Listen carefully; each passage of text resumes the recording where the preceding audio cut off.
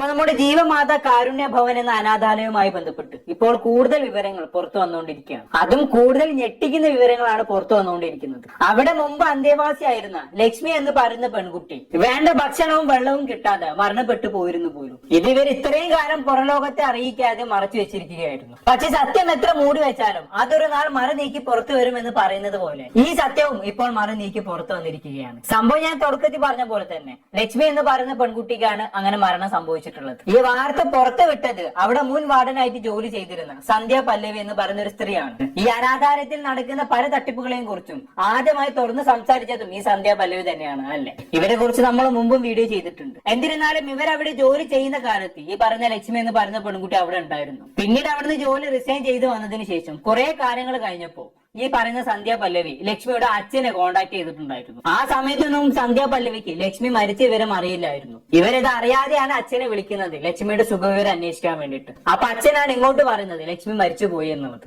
വളരെ ഷോക്കിംഗ് ആയിട്ടുള്ള ഒരു വോയിസ് ക്ലിപ്പാണ് നിങ്ങൾക്ക് ഞാൻ കേൾപ്പിച്ചു തരാം. പത്തനംതിട്ടയല്ലേ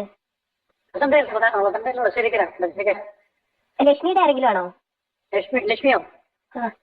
ലക്ഷ്മിയുടെ അച്ഛനാ. ലക്ഷ്മി ഉണ്ടോ അവിടെ? ലക്ഷ്മി മരിച്ചുപോയി.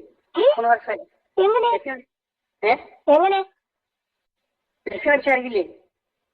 ഇല്ല. അടൂരാണ്. അവിടുന്ന് അവിടെ വിട്ടതാ. ഞങ്ങൾ കോട്ടയത്തായിരുന്നു മെഡിക്കൽ കോളേജിൽ. അവിടെ നിന്ന് അപ്പം ജീവമാതാക്കാർ കൊണ്ടുപോയി. ജീവമാതയിൽ കൊണ്ടുവന്നിട്ട് അവിടെ പെണ്ണുങ്ങൾ മാത്രമേ ഉണ്ടായിരുന്നു. അവര് കുഞ്ഞിനെ നോക്കിയൊന്നുമില്ല. അവിടെ നമ്മുടെ വെയിൽ ചോദിച്ചു. പിന്നെ അതുമായിട്ട് ഞാനപ്പോൾ വീട്ടിൽ വന്നായിരുന്നു. വീട്ടിൽ നിന്ന് വന്നിട്ട് അവിടെ നിന്ന് വാണി ഹോസ്പിറ്റലിൽ കൊണ്ടുപോയി 10 ദിവസം ബ്ലഡൊന്നും ഇല്ലായിരുന്നു. 10 ദിവസം കിടന്നു. പിന്നെ വീട്ടിൽ വന്നു മരിച്ചു. 10 ദിവസം കഴിഞ്ഞ്. എനിക്ക് ഈശ്വരാ, ഈ ഓണമാകുമ്പോൾ 3 വർഷമാവും.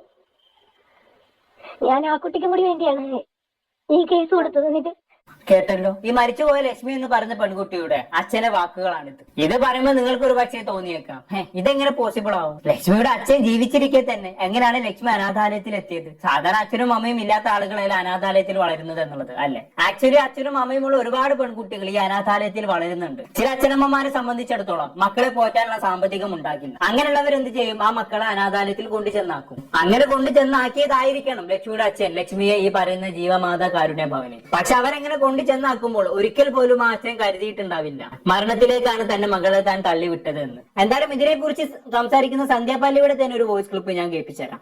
ആ ചിൽഡ്രൻസ് ഹോമിൽ ഉണ്ടായിരുന്ന ഞാൻ പോസ്റ്റിൽ പറയുന്ന ലക്ഷ്മിയാണ്. ആ കുട്ടീനെ അവിടുന്ന് രക്ഷിച്ചു കൊണ്ടുപോകണമെന്നാണ് ഞാൻ പരാതിയിൽ കൊടുത്തിരുന്നത്. അമ്പിളിയും ഈ ലക്ഷ്മിയും മരണപ്പെട്ട് ഞാൻ പോകുന്നതിന്റെ 1 മാസം കഴിഞ്ഞിട്ട് അതിന്റെ ശരീരത്തിൽ ജലാംശവും നഷ്ടപ്പെട്ട് അതിന് നന്നായിട്ട് ആഹാരം കിട്ടുന്നില്ലെന്ന് ഞാൻ പറഞ്ഞത് കള്ളമല്ലെന്ന് ഇതോടുകൂടിയെങ്കിലും മനസ്സിലാകുമല്ലേ.